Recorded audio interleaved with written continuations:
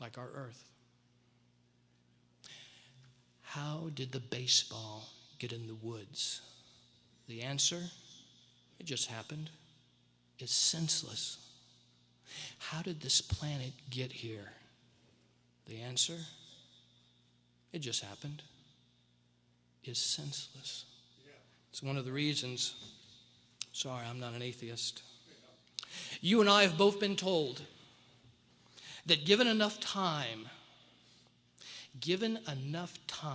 chance can do anything. Is that true? In the 2003, the British National Council of Arts sponsored an experiment. They took 6 monkeys, placed them in a cage, put a computer keyboard in there to see how many words they could type. And the monkeys hammered away at that keyboard as well as using it for a bathroom. And for an entire month, they beat on that thing. How many words did they type? None. Now, they didn't even type the word A. In order for A to be a word, you need a space before it, the letter A, and a space after it. What are the odds of getting that? Well, there's 26 letters on that keyboard. There's 4 symbols, so it's 30. So it's 30 times 30 times 30, which is 1 out of 27,000. What are the odds of those monkeys typing a Shakespearean sonnet? Shall I compare thee to a summer's day? To get all 488 letters in that sonnet in the exact sequence is 30 to the 488th power. That is the number 10 with 690 zeros. And Congressman, if that was money, you could bail out everybody, everywhere, every time. Now you listen carefully to me. The number of particles in the universe, not grains of sand, not dust, not stars, particles, atoms in the universe is 8 times smaller than that number. There are not enough atoms in the universe to go through the number of trials you would need to have the probability of typing out that sonnet. That sonnet pales in complexity to a single protein, a single chromosome, or the simplest life form.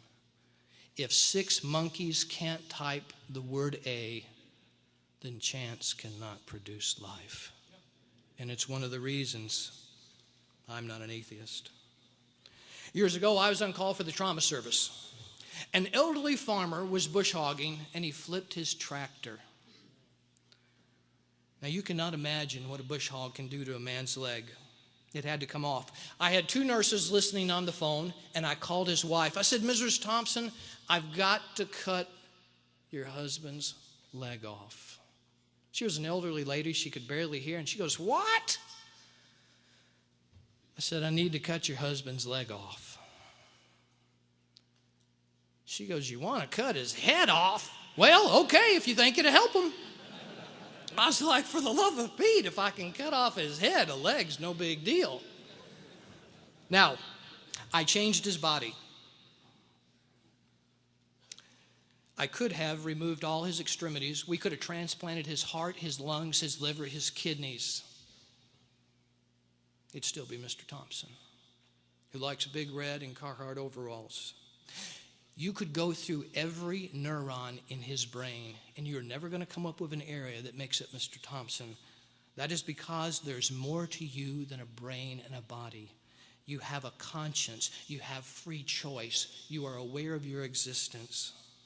To learn about a person, you don't study their body. You study their passions, their feelings, their thoughts. Why do a bunch of neurons have feelings? Why do they reflect on a point of view? Why do they know that they're alive and have a self-existence? There's more to you than a body. You have a soul. During surgery, I routinely ask for an instrument called a Penfield number 4. It was named after Dr. Wilder Penfield. He was a genius of a neurosurgeon. At one time, he was said to be the greatest living Canadian.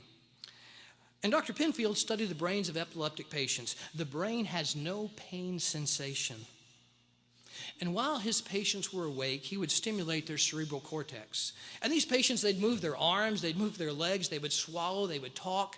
They would remember songs from 20 years ago. They would remember smells of their childhood. But no matter where he stimulated, those patients would always say, "I didn't do that, Dr. Penfield. You did." He never stimulated an area that would make a person make a decision or believe in something. That's not a function of the brain. It's a function of your conscience. Even Dr. Penfield thought it was part of a man's soul. In 100 billion years from tonight, at what point would this microphone in front of me realize it's a microphone and develop a conscience? You say that concept's irrational. It's preposterous. Precisely. When does dead matter realize it's alive? When does non-living matter think a sunset is beautiful, a song lifts its spirit, or a hug of a child brightens its days? I believe you are self-aware of your existence. It's a part of your conscience. You have a soul. It comes from the hand of God, and it's a reason I'm not an atheist. This coming June, 24 years ago, I oversold myself and married a woman. My parents have always thought she could have done better. But my wife is not free of the consequences of her decision. She literally has to live with her mistakes. If you study any standard biology textbook, there's a progressive evolving chart that shows cellular organisms, amphibians, reptiles, mammals, and man. And somehow, woman got left off that chart.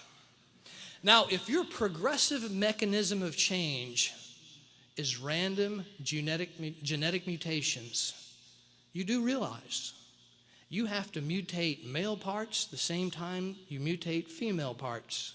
Now, that might be a little tricky. Why would you mutate something that's completely useless until you have two functioning models? I left off the instruction manual for those parts. Just where did that information come from? I have a real difficult time imagining how females, sex, the ability to procreate, mutated in a stepwise fashion. You will search the textbooks in vain for this queen of dilemmas. It is a mystery that defies a naturalistic explanation of how a man and woman can each give half their chromosomes and form a complete set. How did that start? I married a woman.